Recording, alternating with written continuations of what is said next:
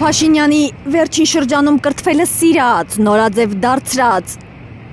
արդեն օրինական կնոջ ղեկավարած հիմնադրամը հայտարարություն է տարածել։ Քաղաքացիների համար մեկնարկում են անգլերենի սկսնակ մակարդակի ուսուցման դասընթացներ։ Արդյոք սա ընտրակաշարք չէ։ Նշված հիմնադրամն էլ ասոցացվում է քաղաքացիական պայմանագիր կուսակցության հետ։ Հանրապետության նախագահը ստորագրել է խորհրդարանական ընտրություններ անցկացնելու մասին հրամանագիրը, այսինքն ուժի մեջ են մտել նախընտրական շրջանին հատուկ սահմանափակումները։ Ընտրողին գումար, գույք, ծառայություն կամ այլ առավելություն տալը կամ խոստանալը, եթե դա արվում է քվեարկության վրա ազդելու նպատակով, քրեական պատասխանատվություն է ենթադրում։ Տուգանքից մինչև 6 տարի ազատազրկում։ Լռում են կենտրոնական ընտրական հանձնաժողովը, հակակոռուպցիոն կոմիտեն, գլխավոր դատախազությունը Աննա Հակոբյանի ղեկավարած հիմնարկի օրենք խախտել չխախտելու հարցում։ Ես իհարկե որևէ մի, այսպես ասած, աղմուկ այդ դեպքի հետ կապված չեմ տեսնում։ Հիմա մյուս կողմից կա հրապարակում, որ Սյունիքի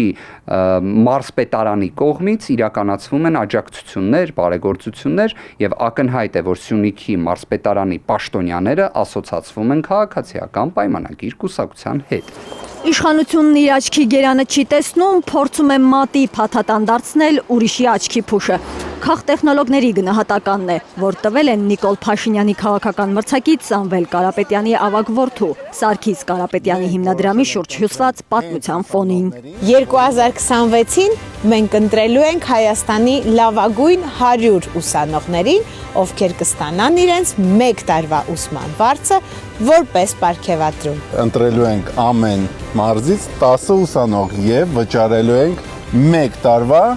ուսման վճարը։ Այս տեսահոլովակից մի քանի ամիս անց, երբ ավելի քան 7000 ուսանող է դիմել ծրագրին մասնակցելու համար, ընդդիմադիր ուժեղ Հայաստանը փաստի առաջ է կանգնել։ Մեզ թույլ չեն տալիս պարգևատրել Հայաստանի լավագույն ուսանողներին։ Խնդիր չէր առաջանա Կարապետյանների հիմնադրամի բարեգործությունը ընտրակաշարք չէր դիտարկվի,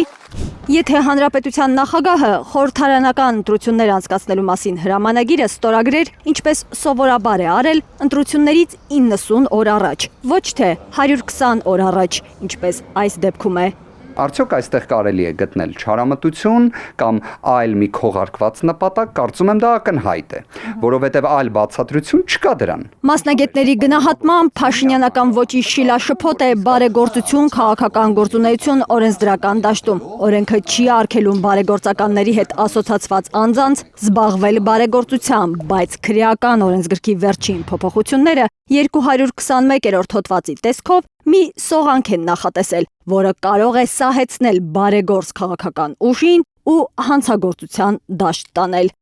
Պարզ չէ թե ի վերջո ինչ գործողությունների մասին է խոսքը, որ ժամանակահատվածին է այն վերաբերում, որտեղ նախագահի հրամանագիրը մեկ գործողություն է, նախընտրական քարոզարշավը լրիվ այլ։ Պայմանականորեն Հայաստանի Հանրապետությունում նախընտրական քարոզարշավը մեկնարկելու է ապրիլի վերջ, մայիս ամսվա ընթացքում։ Իսկ հիմա մենք գտնվում ենք փետրվար ամսվա շրջանակում։ Հիմա արդյոք դրանք արդեն իսկ պետք է նույնականանան։ Ուժեղ Հայաստանի ներկայացուցիչները գիտեն, որ ընտրությունների վերջնական արդյունքի հրապարակումից հետո կարող են իրականություն դարձնել Հայաստանի 100 լավագույն ուսանողներին պարգևատրելու ծրագիրը։ Հանդես կգանք Ու դա ընտրակաշարք չի համարվի։ Այդ տարբերակը կանեն, բայց անպատասխան հարցեր էլ կան։ Մեկնարկել է 2025 թվականի սեպտեմբեր ամսին։ Ինչու պետք է նախագահի ընտրություններ անցկացնելու մասին հրամանագիրը կողպեկ դառնա ընդդիմադիրների նաև այն բարեգործությունների համար, որոնց մեկնարկը տրվել է ընտրություններից շատ ու շատ առաջ։ ՔՊԱ-ականների համար խնդիր չլինի, ուժեղ հայաստանցիների համար լինի։ Մի շարք հարցումներ, պարզաբանումներ ստանալու նպատակով ուղարկվում են։ Արամ Վարդևանյանն ասում է.